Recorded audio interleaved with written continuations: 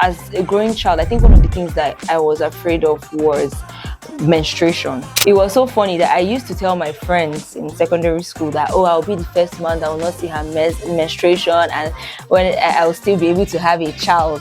So like I said, if you could go back and change something, what would you have changed? Maybe or like told your friend something, what was it that you would have told her that probably it would have helped? I think it's still self-love. As a teenager, you learn to speak up for yourself. When somebody tells you something that is not what it is about yourself, answer that person. You're not disrespectful. You're just telling them that this is not what I think about myself. And my parents did not. Even if your parents are telling you, you still say, this is what I think about myself. Don't allow anybody to define who you are for you. You're the best person to define yourself. As I'm not just talking to adolescents, but I'm also talking to people, like adults. When you see a young person, you can pass your message without insulting them. You can pass your message in a way that feels good. Like if you see a child and you want to even correct their dressing, you can call the person, oh, you look so fine, but I think if you did this, it would have been better. Simple. During your time of growing up, what was that one thing that surprised you the most? I think it's the time of growing. Like 1 minute, yes, you just enter menstruation, you're entering university, everything is just going so fast. The teenage age is such an amazing age. You'll never have it again. So enjoy it, love it, rock it. Because once you become an adult, Otilo, but you're amazing, you're beautiful. Always have that at the back of your mind that you're amazing, you're beautiful, and you can do anything you want to do. Thank you. I'm out.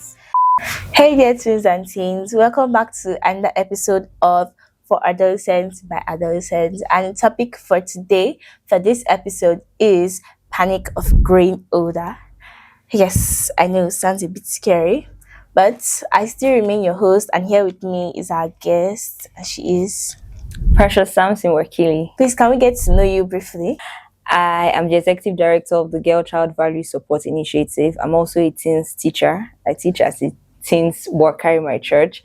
And my organization works to empower the rights of women and girls in crisis-affected communities, particularly communities that are affected by insurgency in the northern part of Nigeria. Thank you. Okay, thank you very much, Ma.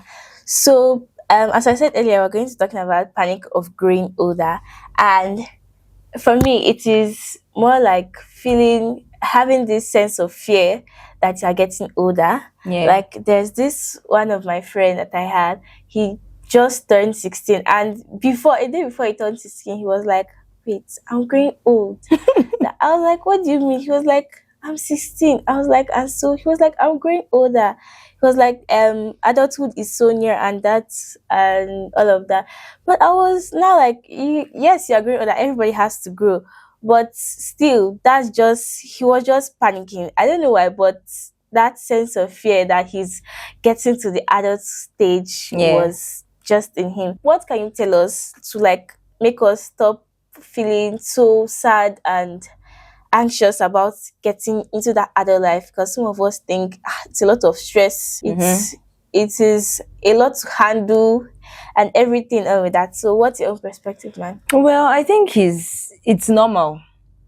It's normal to feel that way, particularly, as you're growing from a child to becoming an adult, maybe not an adult in quotes, but an adolescent and all. But the thing is, right for me, right, as a growing child, I think one of the things that I was afraid of was menstruation. It was so funny that I used to tell my friends in secondary school that, oh, I'll be the first man that will not see her menstruation, and when I'll still be able to have a child. Like, because I really was scared of, starting to see my period. Like, I have phobia for blood, so I'm just like, oh, it's cringe. So I'm just like, oh no. And the first day I saw my period, I went to pray about it. I put anointing oil on my body, and I was like, God, no, you can't do this to me. Like, I don't want to see it. Yeah, so it's normal for young people, particularly. Imagine you talking like as a boy, and then waking up the next morning with like, it's scary. It's really scary. But one thing that you must know is growth is part of life. And if you're not growing, then something is wrong with you. So whether if you're 2 years, you have to get to 3 years, 4 years. That's the beautiful thing about life. You must grow. Everybody must grow. And when we understand that, you see that it becomes easier. But it doesn't still stop the point where you feel like, I'm getting older. And that's why I love this song, Forever Young. I want to live forever young. Like anytime I hear that song, I feel like, oh, I don't want to get old. But I mean, it's a normal thing. So when you have that at the back of your mind, I think life becomes easier for you to navigate. Okay, so you're saying, like when you say menstruation, you were more like scared of growing up with that, with blood always coming out of your Yeah, every system. month. Yeah. Oh, okay. So, do you ever, or have you ever felt like you would feel at some point, or you couldn't do it, or like now you're an adult? So, have you ever failed or thought you would fail, and how did you handle the situation I grew up as a pastor's kid, right? And everybody's eyes are on you. Everybody's waiting for you to fail. to So make the next yes, to move? make the next move, and everybody's like, oh, I know that she's not she's not like, they're already, Setting setting boundaries. boundaries for you, if as a young person. So you're working so hard that, oh, I don't want to fail. Even when you're writing your WAEC, like, I don't want to fail my WAEC. During my WAEC, I was really sick, particularly during mathematics. So I didn't pass my mathematics exam, but I used my NECO results. My NECO really came out well. So as at that point, it was bad, because everybody in church is looking at you. When are you going to university? And you're like, hey, God, I beg. How do you want to explain that you did not pass Because your mathematics? You get, and everybody saw me as that child, because I wanted to, growing up, I wanted to be a model.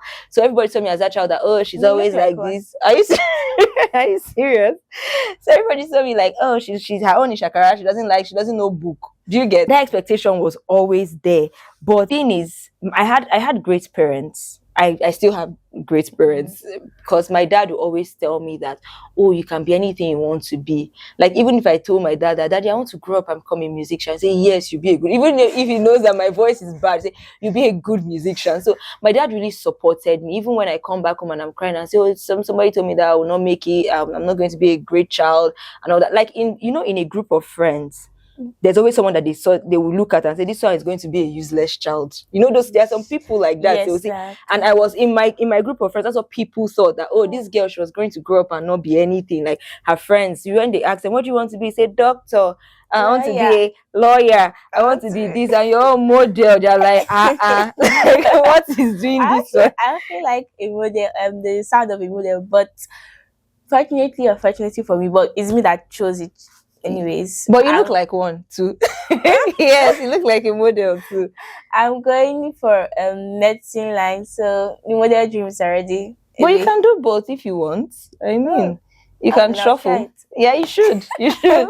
So that point where you feel like, God, am I going to fail? Because all eyes are on you, makes you want to even do more than yourself as a young teenager. And it's not supposed to be like that. So as a growing teenager, I think, if when that fear of, failure comes, you have to think about something positive. Like, for me, I just go to the mirror and start talking, and just start saying good things about myself. Even as an adult, I still have that. Sometimes you're just like, hope I'm going to get, hope I'm going to be this, hope I'm going to be that.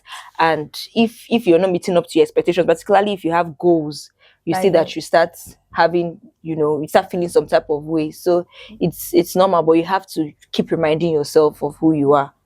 Okay. For me, sometimes I would like when I say look into the future and be like, I want to grow up so fast. I want to get married, this and that. But then I want to look at it. If I get married, I will eventually have to give birth. I am not ready to have the trauma of training a child. Just I'll be yet. like, yes, I'll be like, it's too traumatic. Time should still like take its Take time, his time. because that stress of talking, Yeah. everything, having responsibilities, like it's just being an adult is it's that's where the panic Scary. is. Yes, it's a bit scary that when you grow, there are so much responsibilities resting on you. Yeah. People are looking at you, looking up to you, looking just what to see your next move and what you're going to do. So like for teenagers like me who are still a bit afraid, who wants to move into the future but like are contemplating because of that fear of all these responsibilities and everything around them, could you like give them an advice and why they should still look forward to looking into the future? Because me, I would love it though, but when I think of that, I'll be like, okay, don't worry, you can rest for now. I'm For okay. now. Well, I think for teenagers that are afraid, just do it afraid. That's what I would tell them. Like nobody has it all figured out. Even people that you see that have, stuff going on for themselves, they don't have everything figured out, and nobody will ever have everything figured out. So when, as a young teenager, if you why am I saying young teenager? Of course a teenager is young. As a teenager, if you feel that way, keep talking to yourself. I know that we in this generation we have things like quotes that people read to themselves, like, oh, I'm Yes, going to like be great, I'm going to be these affirmations, words of encouraging. affirmation and all that.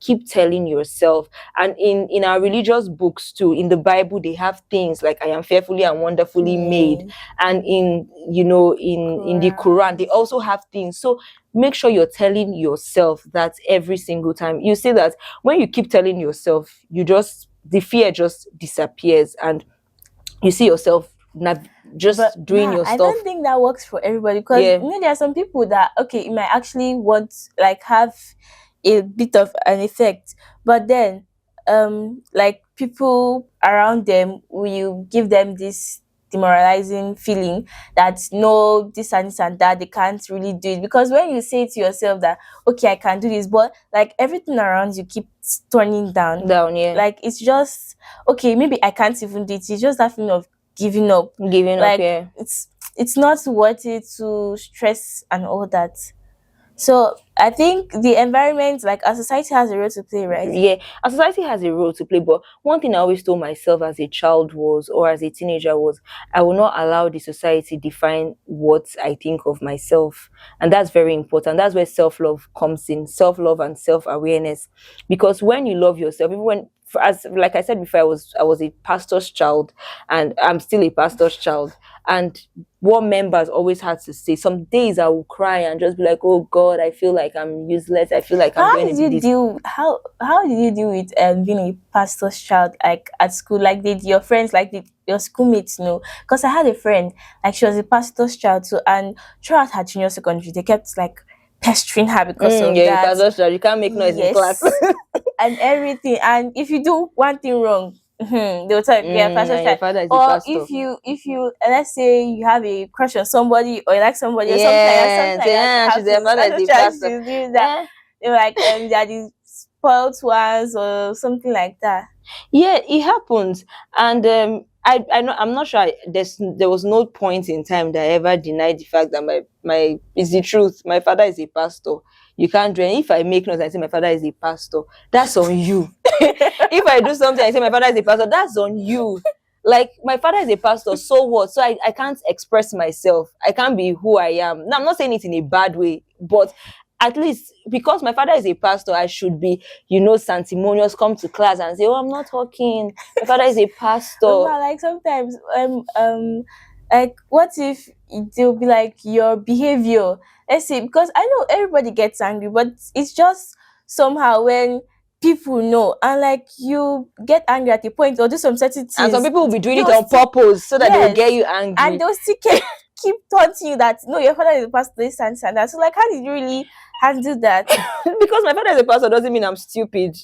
Like, if you try me, anybody that went to my school knows better that you cannot even try me. If I can be calm sometimes and just overlook it, but if I see that you're doing it on purpose because you say, oh, Precious, your dad is a pastor, then I will talk. I will talk. I would definitely talk. That's the thing. So as a teenager, you learn to speak up for yourself. When somebody tells you something that is not what it is about yourself, answer that person. You're not disrespectful. You're just telling them that this is not what I think about myself. And my parents did not, even if your parents are telling you, you still say, this is what I think about myself. Don't allow anybody define who you are for you. You're the best person to define yourself. okay So okay thank you ma so the would you mind the best way for teenagers to go about preparing for adulthood without panicking or being anxious or something like that I don't know if what I'm going to say is even going to help, to be sincere, because what's the best way? Maybe if I give my own example, it may not even work for somebody else. But like I said, if you have a mentor, like if you have somebody that you can always speak to, just ask them questions about life and how they did it. You see that they can give you stories. You even realize that what you're even going through as a teenager now is not even up to what they went through. So that even gives you that consolation that okay, maybe mine is not that bad. But you need a good mentor, not just anybody, but a Someone to good mentor. confide Yeah, in. someone that you can always talk to. The person can be your friend. As a teen teacher, I think when my teenagers come to church, some of them might, it depends on my relationship with some of them. I tell them, "What's up? How you doing?" I know their slang. I know how, So just have somebody that you can relate with, you can talk with, and it It gets better. helps. Could go back in time to those days when you were younger, when you were still a teenager, an adolescent. So, what would you tell yourself then, and what would you wish that someone had told you of back then for you to have known and done things better? If I were to talk to my younger self, I would tell my younger self self-love matters. Because when you love yourself, growing up with low self-esteem made me realize so many things, that you're pursuing things that you're not even supposed to pursue as a young girl. In my secondary school, one day in the hostel, we're just, gisting, and somebody said that, oh, the most ugliest black girl in the school was Easy. me. And so one other girl now looked at me and said, but I don't think she's ugly. One other girl stretched her head and said, well, she doesn't look fine to me. That's what she said. So when that happened, I was just in my bed and I'm like, am I that ugly? Like, why would Now, they if, give if me it's me, no, like me, I would know. Nobody can tell me I'm ugly when I'm when you're even no not? matter what I'm wearing. Tell me I'm ugly. Okay. No, what are you like? What are you looking Mhm. like? I know I'm not ugly, so you're not the one to come and tell me Tell I'm me if I'm ugly. ugly or not. It's just that extreme part I don't exactly get all the time. Sometimes I'll be like, okay, I can encourage myself, I can do this and all that, but I still don't feel just reasonable. I don't feel I can do it, even though I tell myself I can do it, like those encouraging words. I still can't do it, even though like I'm type of person that I would say I can't be bullied. Some of my friends say I can bully someone, but I don't bully anyone. But I'm type that you can't bully me. Bully. Like there's no Yeah. way that will never happen. So it's just my esteem. The only reason why or the only time I would feel down when someone says something about me, and actually before now, because I'm in SS2 now. When I was in SS1, oh my god, I cared about like every little thing Thing, yeah. everybody said about me. Like if you say one thing about me, oh my god, it touched me to the heart. Except the only thing that would not touch me is you are not fine or something like that. Just look at you and pass. Because that's Of just course, a you're pure fine. lie. That is just a pure lie. Yeah. Like you're not seeing well. But like if they say anything about me, true or not, I'll just be it's just demoralized me that much. But now I've learned to start like keeping my mind away from that because my That, mom yeah. tells me so. And my friends, one of my friends will be like, like stop caring every time you're always like, what did this person say? What did this person say? Yeah. Like, what if they say something later they will forget about it? About it, Life yeah. goes on. But the only thing I will feel sad about when someone says about me, someone is something that's actually true. Like I'm actually doing that's one thing that in school I know that if you say something like that about me, to bring me down. I don't have a say. In church you can't say a thing about me. You can't say a thing about me because I already know how to hit you back. But like in school, once you say that I don't do my assignments and Mm-hmm. then you say I'm a lazy student and all of that, that's why I keep failing. That will Yeah, it really can be really painful. hit me, and that will like that's just painful. Once it's true and you're saying it about me, it's more like I'm just down. I've lost my self esteem. I don't even have a say in that conversation again. I'm just leaving it.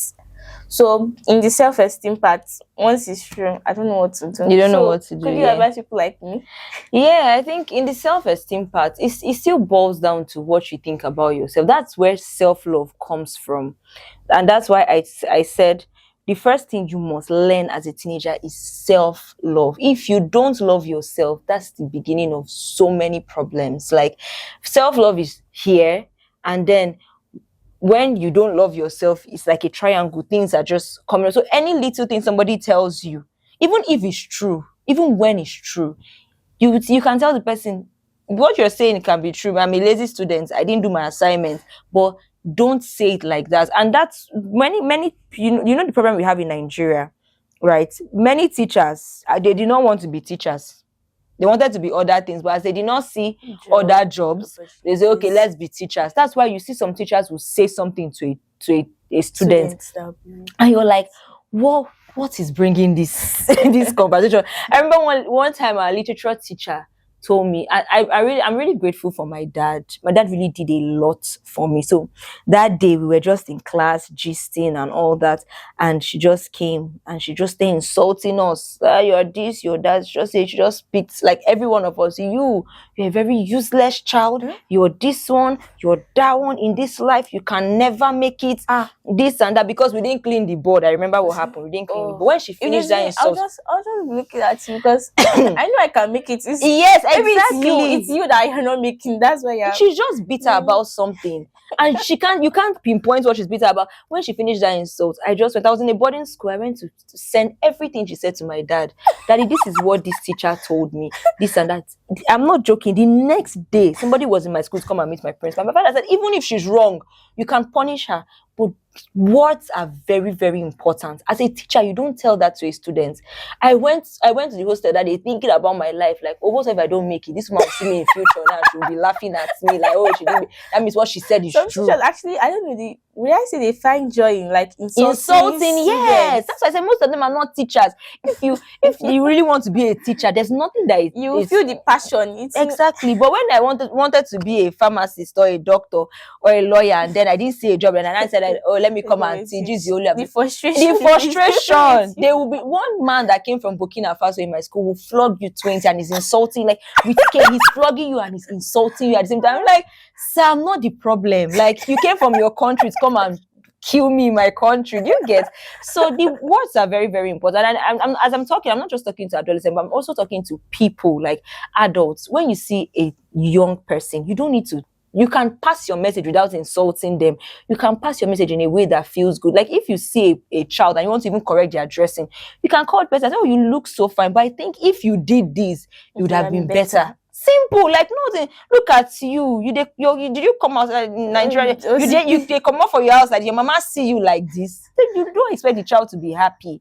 Do you get? So it's just a way of as a young person, you have to keep reminding yourself of who you are. That's self-love is very, very important. Okay, so sorry for asking this question again. I think you didn't answer it that time. That's why I'm asking it Okay. again. So like I said, if you could go back and change something, what would you have changed? Maybe or like told your friend something.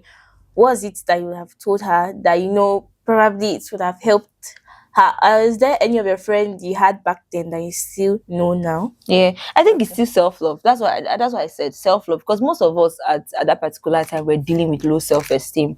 We're dealing with the pressure that, oh, somebody is not good enough, you're not beautiful enough. So you have to, you have to shrink yourself into people's ideas of what beautiful was. For me, growing up as a teenager, I hated the fact that I was dark, because everybody is like, oh, you're not fine. When you go to places, they will rather pick a fair person than a dark person. So most of my friends had to deal with low self-esteem, and that's one, even up till now, like some of them still go through it. I have to keep reminding them that you're not this person. Like, you're doing too much because you want to prove to the world that you're this, but you don't For me have and to my stress friends, it. it's not which one is they will look you and pass. Like even if they're not that fine, it doesn't matter to them. Like Yeah. that's okay, maybe it's just that part. So what do you love about yourself now Mm-hmm. that you prepared or you told yourself when you were younger that you're going to do this, and now you have accomplished it, or you are at the bridge of accomplishing it, or you're close, or something you love about yourself that you said you were going to do that you kind of like prepared for as a Mm-hmm. teenager or adolescent? Oh, okay. If we're going by skill, you said something I love to do that I see myself accomplishing now. Yeah, I think that would be creativity. I always knew that I was a creative child. Like, I used to write books. I used to have a blog, but life happened, and then like a blog where I Everything. talk about life and all that. I call the precious, right? So as a young person, one of the things I thought I was going to do was direct a play. I was going to do a stage play. Sometimes, because when I was younger, there was a time in my church I actually acted in drama, and I actually love what I did. And to my shock, someone was like, "Oh, you acted well. I never knew you could act this well." So sometimes I'll be like, and I knew I could draw a bit, and I also knew how to like write Mm-hmm. stories, and I also knew how to sing. Sometimes I'll be like, I want to be a singer, but I always wanted to be a doctor. So and I still want to be a doctor. So sometimes I'll be like, I have like five occupations: a doctor, a singer, a drawer, an actor, and all And of you that. can do all of them, just Huh? that you know how to prioritize them, or Uh, you just know that this is your scale of preference. I want to be a doctor, but I have this skill, right? Growing up, I wanted to be a banker, but I knew I had a creative skill. So yeah. all I wanted So to now what do, are you now? I have Sorry an to ask. NGO. I'm a Wow. humanitarian. I work in crisis affected communities. But I still, so the beautiful thing about it is that I bring all my ideas Mhm. to my NGO. So when I'm doing a play, I do a play that is centered on women's rights in crisis communities, disability inclusion, because I know that that is my skill. When I'm writing, like for instance, for my organization, I write our proposals. So it's something that I just refined my skill and said, okay, instead of align the To skill, die, I bring it back. back, and then I write proposals, I submit the proposals and all that. So it's just something I wanted as a child. One of the my biggest dream was to do a play, and the play was going to like touch the lives of people, because one of the things I love to do is to transform minds with my message. If I must talk, then it should touch at least one person or two people. Do you get? So Yeah. when I did a play last year, Bong Talk the musical, and I felt very happy. It was 2 days before my birthday. I don't know how it What? happened, but on my birthday I felt so fulfilled, like, oh, finally I've done a play, and I want to do another play. That's my lifelong dream, and I hope I do it soon. So some adolescents send some questions that they are not clear about Okay. that we should ask you. So I'm going to go through them now. Okay. First one says, when growing old, have your parents ever compared you to anyone or your age mates? No. Hmm? No. Ah, And that's why I think my parents really made me the person I am today. Like, even when there was one, I think it was in primary 4, going to primary 5, third term exam. I knew I failed that exam. I knew it. Like, I took second to the ah. last. And when I brought when I brought the result home, my dad was like, I know you will do better. I know you can do it. Say, Precious, I know you're a smart child, but this your results. It's not speaking like you. I know you can do better. So that word, even when I don't want to read, I'm like, oh, my dad said I can do better. So I was going. So I didn't really, go through a phase where my parents compared me with another person, because my parents understood that I was unique. So even if I don't like schoolwork, I like to be creative. So my dad would focus on the creative part of me and say, "What are you writing?" My mom would say, "What are you working on today?" She wants to know. Mom So acts like that sometimes. I, I didn't really. I will not be the best person to answer Answer this that question. question. Yeah, because I didn't go through it. When I was a bit younger, my mom used to do that. When I was in, I think primary, what was it, primary 4? She did like two times. Then I started complaining to her that she can't do it again. And surprisingly, ever since she has not done She has it, not and done I it. was really happy Funny enough, because some of them don't even know that they do it. They just do it like, oh, this person, because they what? A, want you. They don't know that they do. So if you don't tell it, I think in a loving manner, maybe I can add some 2 cents to it. In a loving manner, you can meet them and just say, "Mommy, I appreciate that you're my parent, but I don't really like when you compare me with other people. It makes me feel low about myself and unless. less." Yes. So the second question is: during your time of growing up, what was that one thing that surprised you the most? I think it's the time of growing. Like, one Your minute, menstruation. yes, you just enter menstruation, you're entering university, everything is just going so fast. So I think menstruation was what surprised me the most. I'm not I can't even lie. Me, sometimes if I want things to go fast, I'll be like, okay, the way to go fast is like reading through it, because I know that if I want to reach university, I have to pass SS3 Mm-hmm, and mm-hmm. then have to pass Jamboree. And before I can pass that Jamboree, You have I to have to read. I have to read seriously. But like there's this one of my friend that even if he doesn't read, the exam is cleared. She Are you gets serious? above 70. Seriously, like he's that good. That means Like he listens in class. yes, he listens in class too. So if I want things to go fast, just I'll just tell myself, like when I was in just three first Mm-hmm. term, I wanted to reach the holiday really well because I was going to travel to that state, and I was really happy because I was going to meet my cousins once in a while. On the once a year I miss my cousins. Yeah. So I was like, I want to meet August that fast, but I'm going to have to pass WAEC and junior WAEC and Mm-hmm. NECO. I'm afraid of it. So the only thing I have to do, I can do, is to retreat. Because if not, I might fail before passing it. And like You the can't trauma. travel. This is your punishment. You're not traveling anywhere. Okay, so the Yeah. third question: while growing old, Mm-hmm. have you ever felt disappointed in yourself just because you have not achieved your purpose? Yes, I have so many times. Sometimes I even beat myself Ah. up and just not like beating literally, but like I'm Words. just talking to myself like, why didn't you do this? Why didn't, if you had done this, this would have not happened and all that. But I think everything in life is a learning phase, right? And we learn to understand how life works. So if you feel that way, I think you should just pick yourself up, because if you remain there, you're not going to achieve anything. Just pick yourself up and say, okay, what's the next thing I have to do? Let's go, let's do this, let's do this. So Because sometimes it's demoralizing when you feel something, and like yeah. that things. For instance, someone feels his or her jam. That one. So let me even give you one gist. So when I was in school, I don't think I was really a serious child in course, but I was very good in literature, in English and government, right? So during my jam, they advised me. I don't know why I wanted to study banking and finance, to be sincere, because I don't even I'm not even using it now. So they advised me, take these courses that you know and write your jam. I said, no, I want to do this one, mass, this and that. That's how I went to write jam. I think I scored 166.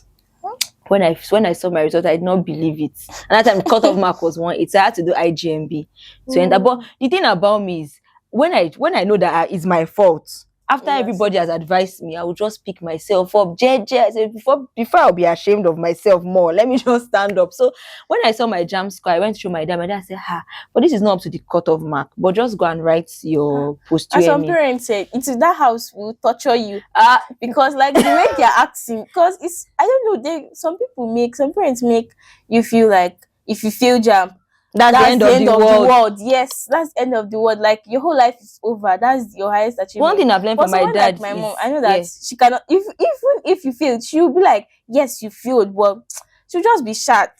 But she will not like do anything. drastic. Yes, Yeah. she'll just be telling you sorry, trying to like read more and thought she'll be like, "Thought it's your fault now. You didn't read well, but what can you do? What has And should happened I has even happened." shock you? Parents that are so hard on their children, many of them were not really good Good. in school. The ones that were really good, they don't really. Do you get? So one thing I've learned from my dad is peace in chaos. Everything can be turning like this. Like you can be doing so, and he'll just be so quiet about it. Even when I was in university, my result did not come out on time. And then he now asked me, he said, Precious, your result has not come out. Did you have a spillover? I said, no, my result has not yet come out. I said, okay, because I just wanted to know. So when I told him about my jam, he did not, he just told me that, don't worry, go and write your post. I think they call it post UME Yes. to enter university. To enter university. So I went and I did that, and they gave me IGMB, and I passed my IGMB. So I feel it's normal. It's normal. So don't beat yourself up. Once you see that happens to you, maybe in your jam or even in a course, maybe you're having lessons, particularly, young people that want to learn how to do stuff, maybe music, karate, and you're seeing that you're not passing it. You can just get yourself together. People are doing it better than you. So what? I'm not them. I'm different. And that's why it takes a longer time for me to learn. So if you're learning fast, that's on you. Once I see that I am beating myself over something, I just pick myself up immediately and start again. Don't put yourself stay in the pain. Okay. What is that question you would love to ask an adult about aging struggles? Well, I think it's the expectations. Like the person wants to know how easy it is to be an independent adult. It's not easy. It's not easy. There's nothing, particularly if you're not a nepo baby, that your parents, paved way for you. Everything is not.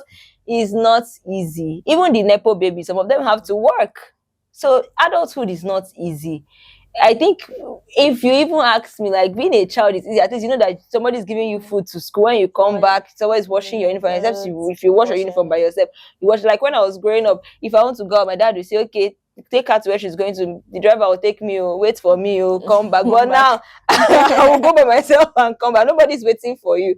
So I think nothing is easy, and if you have that at the back of your mind, you see that even when life throws hurdles, turbulence at you, you just be able to navigate it.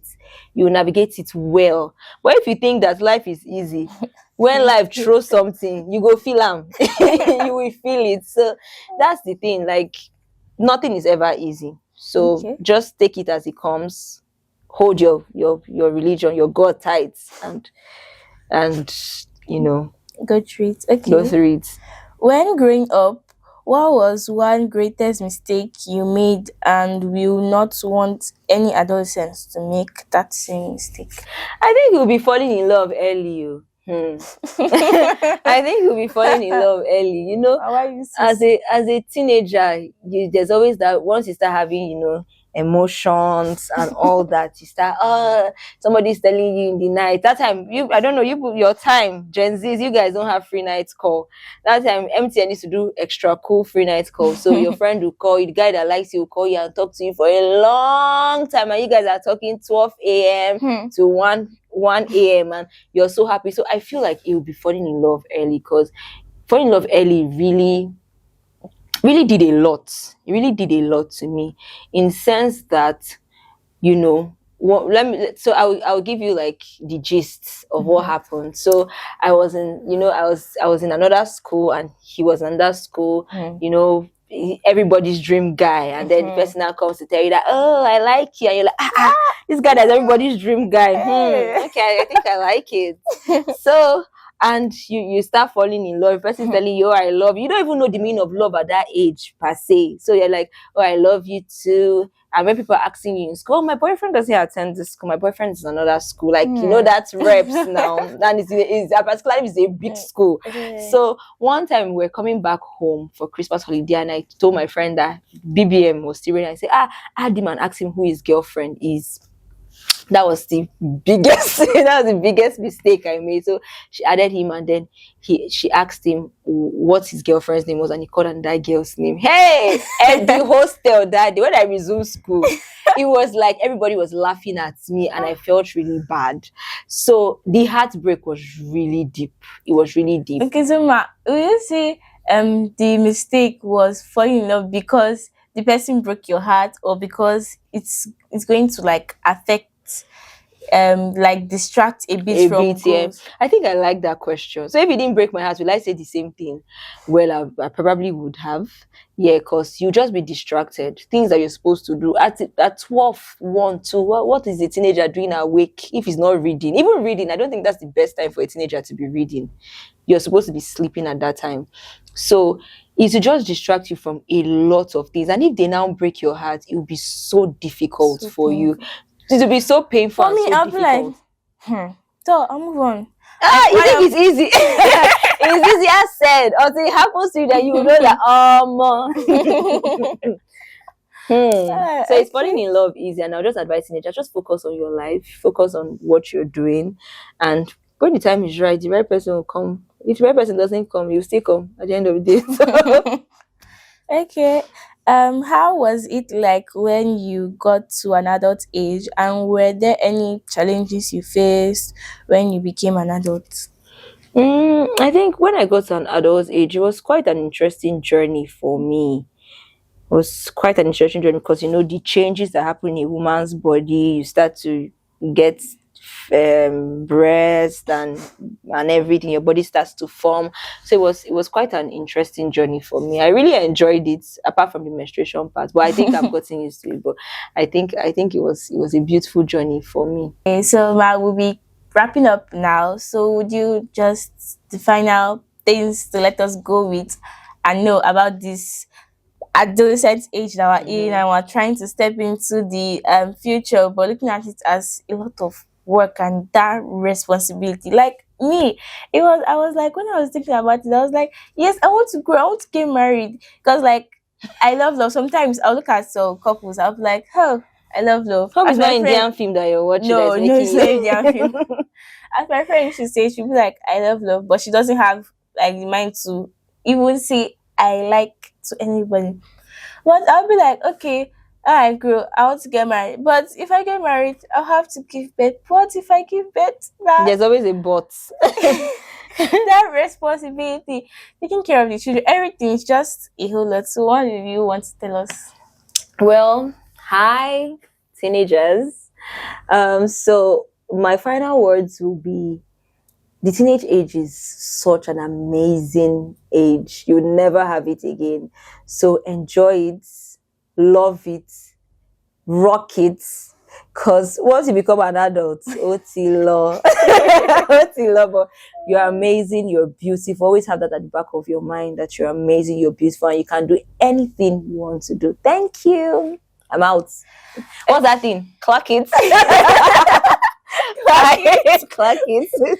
Oh my god. All Okay, so right. thank you guys for joining us today. Today we learned that it might not really be easy to be in adulthood, but no one is perfect. So when you're going into it, you grow into it. As the saying goes, practice makes perfect. So Yeah. just keep trying, and as you said, live your teenagerhood as much as you can now, because it's not going to last for that long. We're all growing. Okay, so see you next time. Bye. And don't forget to like and Bye. subscribe and keep in touch for the next episode.